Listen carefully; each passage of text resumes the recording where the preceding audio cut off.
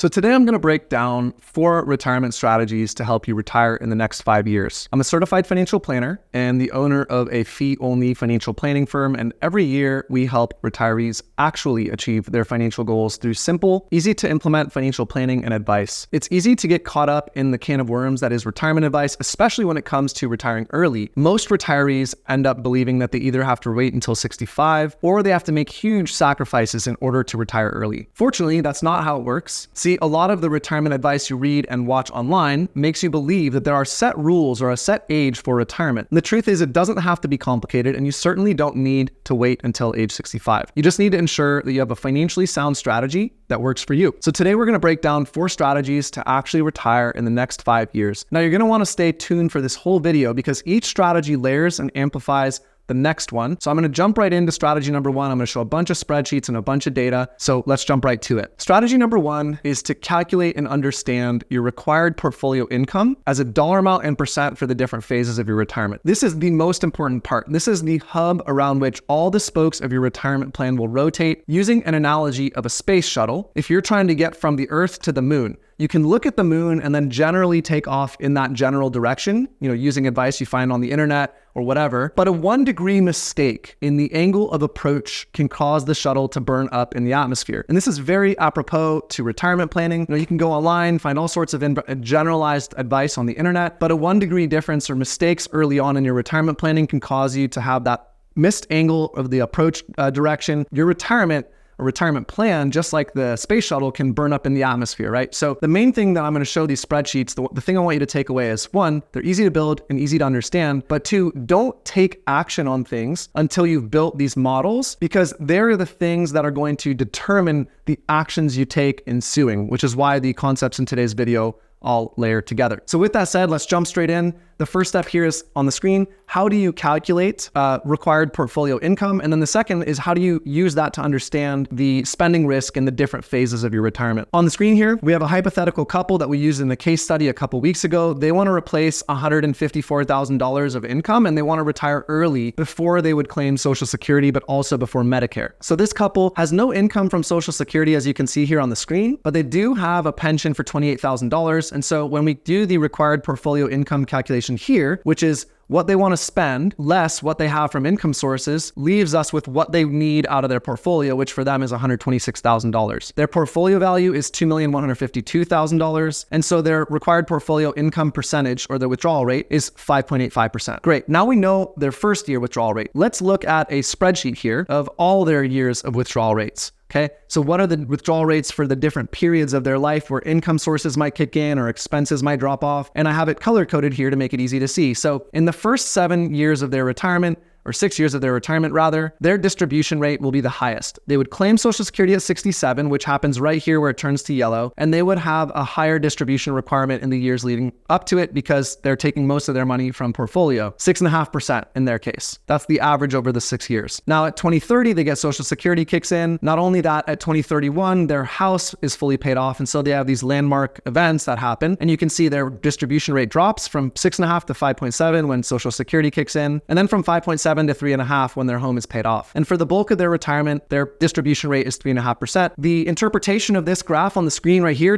is what I would say of it is their risk is front loaded because their spending risk is all in the front where their distribution rate is highest. They're the youngest, so they have the longest retirement still ahead of them. They also are probably most likely to want to spend the most in those years. They have the lowest income sources, and they're most susceptible to sequence of returns risk at that point, or market downturns. The takeaway here is this type of a screen or this type of a banded visual helps you understand where the risk is in your retirement and therefore layer on all the prudent financial decisions you can make in retirement on top of this. So now let's move to strategy number 2, which is learning about claiming Social Security 5 years before retirement so that you understand the nuances of it. This is very critical. Social Security is one of the most powerful sources of guaranteed income that most of us will have in our retirement. You can really think of Social Security income as portfolio longevity insurance, and there's a complex interplay of the decisions or trade-offs of how you claim Social Security. This video won't be dedicated to all the nuances, but I'm going to show a few scenarios on the screen that layer on how you think about how Social Security can add to or mitigate the spending risk in your retirement so you can think and plan before retiring about what the optimal Social Security claiming age might be for you. So we're going to go back to the same spreadsheet, and here you see it on the screen, and we're going to compare 3 scenarios. This couple claiming Social Security at age 67, claiming at 62, and claiming at 70. What happens when this couple moves from claiming at full retirement age to 62? So on the screen now, we're shifting over to early claiming, and you can see that what happens here is their distribution rate on the front end of their retirement goes from 6.5%, above 6.5%, to 5.44% because they get this additional source of guaranteed income and it offsets the withdrawals on the portfolio. Not only that, they have some cash here in their accounts, and the length or the longevity of their cash is elongated because the Social Security mitigates how much cash needs to be drawn in the early years of their retirement. Now, the trade-off is that they have a higher distribution rate for the bulk of their retirement years. So they get a nice softening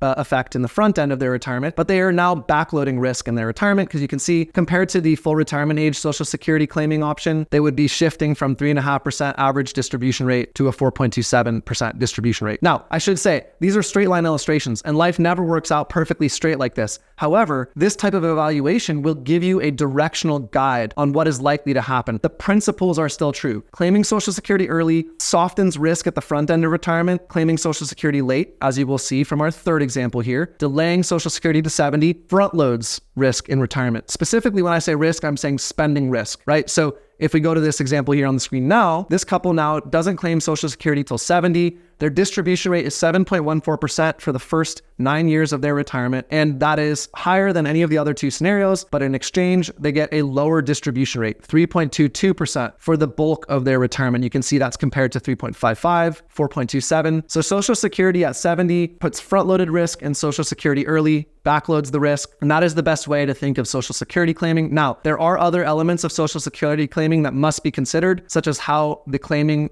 affects the spousal income or the death benefit or the longevity of the second spouse. We'll go over that in a future video, but for now, this should be sufficient to help you understand just how spending risk combined with Social Security or guaranteed income sources are combined to have substantial effects. So this is going to lead us to strategy number 3, which is shifting savings from retirement accounts to non-retirement accounts in the 5 years prior to retiring. It's a very interesting and nuanced strategy. The idea here is that by having money outside of retirement accounts, you can take advantage of either 0% tax rates or the much lower long-term capital gains tax rates in order to both pay less taxes on your income for the years leading up to Social Security or Medicare, but also to create opportunities for low-cost Roth conversions, healthcare subsidies, even Medicare premiums being reduced, and often also tax gain harvesting, which is where you sell investments in non-retirement accounts while you're in the 0% long-term capital gain bracket. So let me flash the brackets on the screen here just so you can understand. For reference, income tax brackets federally in the United States top out at 37%. So they're much, much higher at the top end. Capital gains tops out at 20%. Not only that, there's a 0% cap gains tax bracket for those that are married, filing jointly, where you pay 0 tax on profit or gains in your accounts all the way up to $94,000 per year. And then from $94,000 to above $500,000, you only pay 15%. The equivalent on the federal tax brackets, you'd be paying upwards of 30% for most of that income above the $500,000 mark. So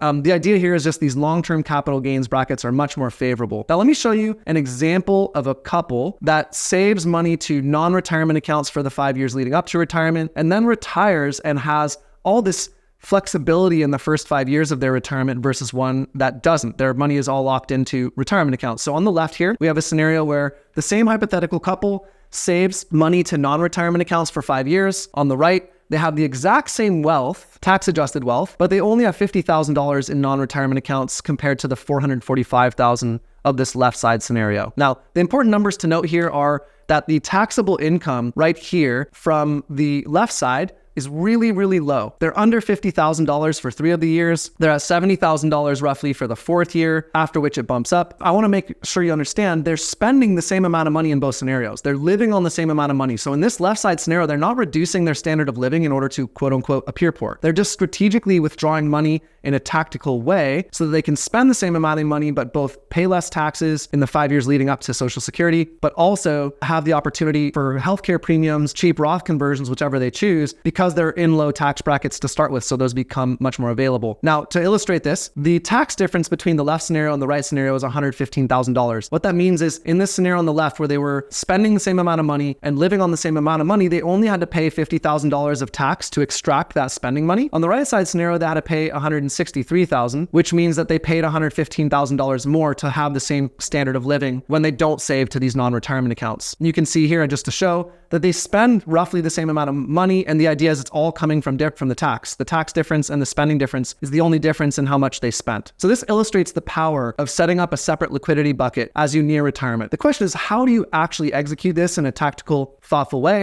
And the answer is, look, if your employer offers you a matching contribution to your retirement accounts, you should absolutely take advantage of that. So what you should do is, if your employer offers that matching contribution, you should contribute just up to the match and then put the balance of the rest of whatever you would have saved into non-retirement accounts. Super simple. If you don't have an employer match, or you save into self-employed accounts or IRAs, then do the same thing. Just no match and save everything else to non-retirement accounts. So that's a quick overview of shifting savings out of your retirement accounts, such as 401ks or IRAs. So I'm actually going to go into a lot of detail about how your 401k can help you retire in a video that's coming out in just a few weeks. So be sure to subscribe to the channel if you want to see that video. And now we're going to move on to the fourth and final strategy, which is to ditch asset allocations and prepare your portfolio for sequence of returns risk using better risk measures. The why of this is so critical. The closer you get to the distribution phase of your life, which is the phase at which you start paying yourself out of the accounts that you've saved into over the course of your life, the more it is important to increase the diversification of your portfolio and reduce the volatility of your portfolio. And this is because there's an unequal relationship between market declines and recoveries. Now, asset allocation wisdom has told us that by diversifying our funds using a split between stocks and bonds, we are in effect diversifying and therefore reducing volatility and protecting against market declines. Now, along with asset allocation wisdom has come the conventional wisdom of passive